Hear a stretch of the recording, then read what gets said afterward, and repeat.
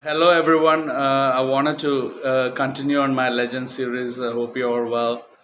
And today I wanted to give Ken Barrington of England, who had an amazing test average and the best test average after Sir Don Bradman for anyone who has scored more than 6,000 runs.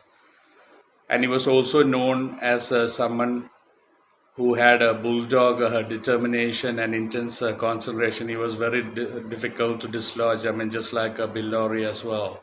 He was born 24th November 1913, Reading in England, and he played his first class cricket a lot for Surrey. I mean, almost all for Surrey. In 82 test matches that he played for England, he scored 6,806 runs at a stunning average of 58.67, and he scored 20 test hundreds, and his highest was 256. And in first class, and he also took 29 wickets in test cricket with his part-time leg spinners. And in first class cricket, he scored almost 32,000 runs with 76 hundreds, and he also took 273 wickets with his leg spinners in first class cricket. And he had an amazing, unique thing about him. I mean, his test average, I mean, his batting average increased with the quality of the opposition. I mean, in county championships, his average was 39 plus. In first class cricket, his average was 45 plus. And in test cricket, obviously, his average was 58.67. And his average against Australia was 63.96. So that shows you how much his test average were increasing according to the levels of cricket, which is a very unique thing among batsmen. Our first time I'm hearing that. And he once scored two times. I mean, twice he scored 4 test centuries in successive test matches, which is a very rare thing as well.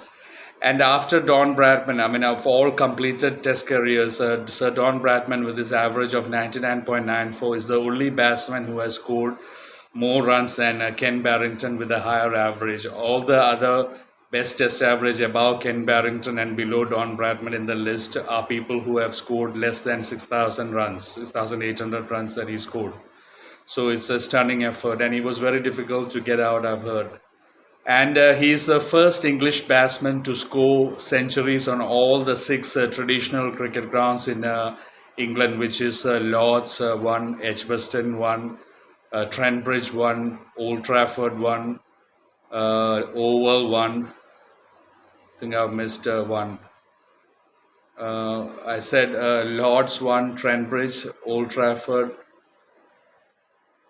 Headingley, yeah, and Headingley as well.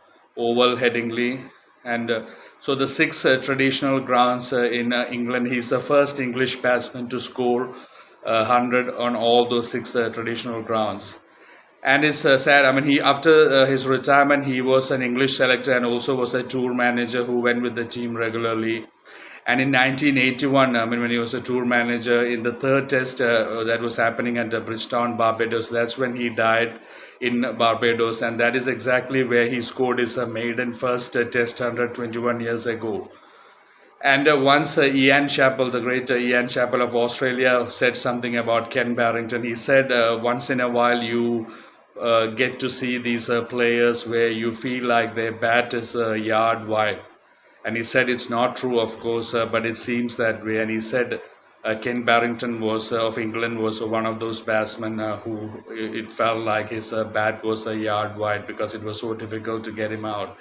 I've heard exactly the same Michael Hussey talk about Sachin Tendulkar once as well, about his bat being, it looks like his bat is a yard wide.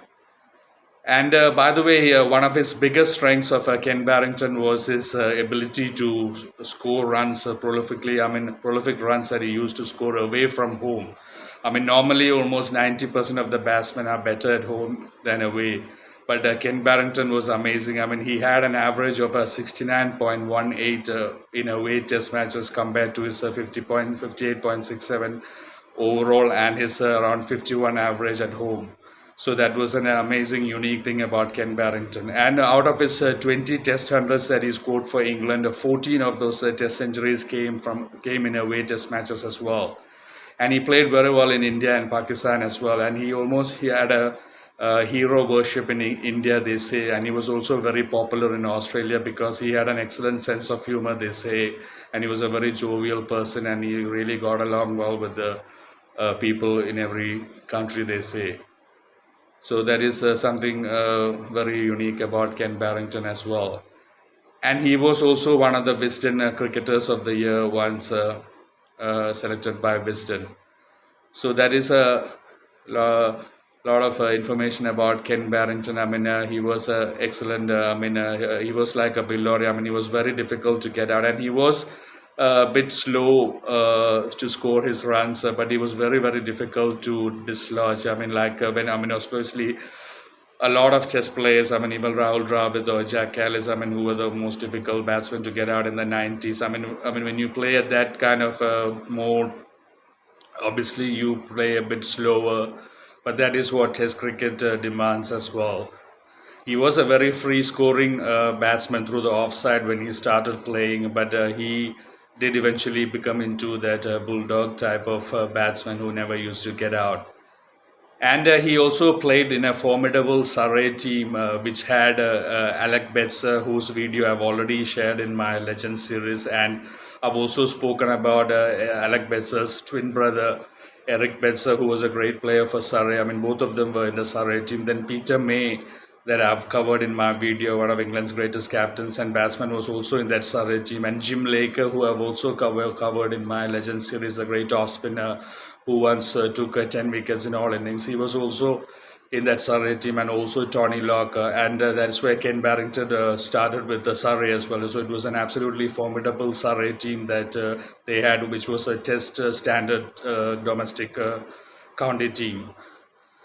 So a lot of things to say about Ken Barrington. I mean, amazing average that he had, and his ability to score runs outside home. I mean, I'm just repeating, a 61.18 average away from home, and 14 out of his 20 Test hundreds coming away from home, and also that unique thing of his average increasing as the quality of the opposition increased as well.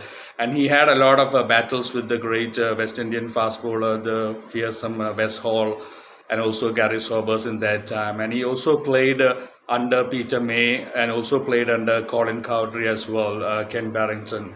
And he was very popular in India, like I said. And just repeating, I mean, after Don Bradman, he has the best Test average for any batsman who has scored more than 6,000 runs. I mean, like I said, all the batsmen who has a better average, I mean, there's only very few who has a bit like Graham Pollock, I mean, Adam Vose, a few batsmen who has a better batting average than Ken Barrington are people who have scored less than 6,000 runs. So everyone between Sir Don Bradman at 99.94 and Ken Barrington's 58.67, in between all of them are people who have scored 6,000 less runs. Sir Don Bradman with his 99.94, I'm just repeating because you'll remember, is the only batsman who has scored more than Ken Barrington and has a better Test average. So that is my video on Ken Barrington, one of the most difficult batsmen to dislodge, I mean, who was known for his bulldog determination and intense concentration. Hope you have enjoyed this video. Please take care. And also today is the IPL finals. Sunrisers Hyderabad against Calcutta, a very good match on the cards. And by the way, I'm saying it at the end of my video, I should have said beginning. I mean, Rafa Nadal's match was changed to tomorrow. It's at 3:30 p.m. tomorrow. Initially they had put it today, but they have changed it to tomorrow. Anyway, enjoy all these matches. Take care. God bless you.